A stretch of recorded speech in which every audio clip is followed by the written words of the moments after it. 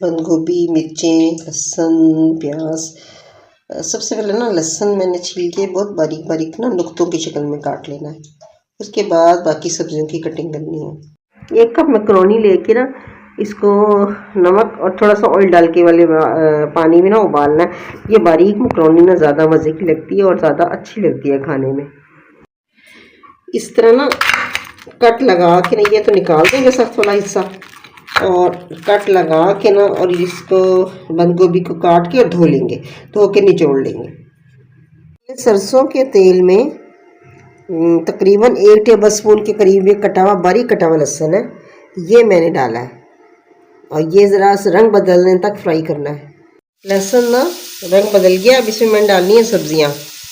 ये एक elbow macaroni है, देखें 1 भर के डोंगा शीशे का, ये मैंने उबाल लिया है। और सब्ज़ी इसमें डलेगी, बंद गोभी है, हरा धनिया है, प्याज है और ये मिर्चें हैं।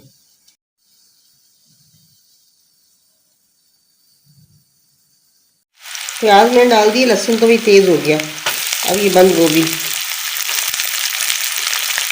हरी मिर्चें,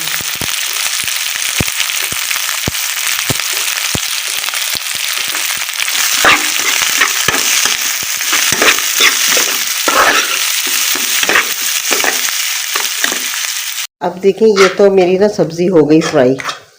अब इसमें मैंने डालना है ना 1 ढक्कन से कम सिरका,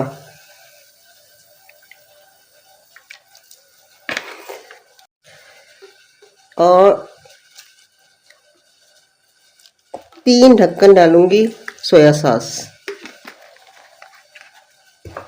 देसी स्टाइल क्या है तो इसमें बिल्कुल ज़रा सी कुटी हुई मिर्च, आधी चम्मच से भी कम है ये, और 1 ढक्कन डालूंगी चिल्ली सॉस,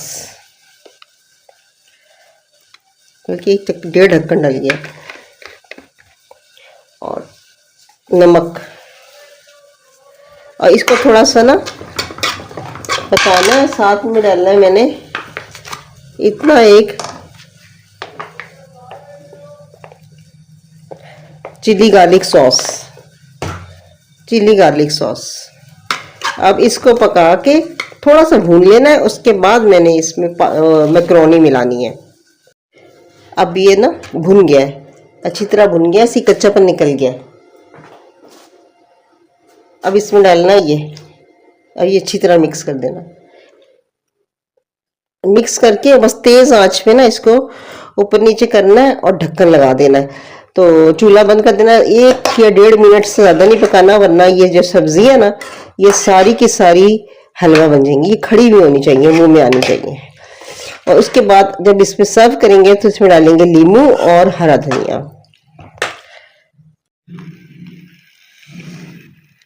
मैक्रोनी ना बिल्कुल तैयार हो गई है, बस अब इसे डोंगे में निकालना है।